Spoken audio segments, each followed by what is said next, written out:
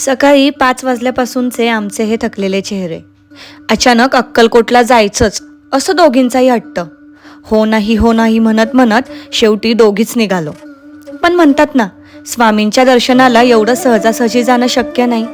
मग काय, प्रवासात खूप सारे अडथळे. सकाळी बस लेट निघाली.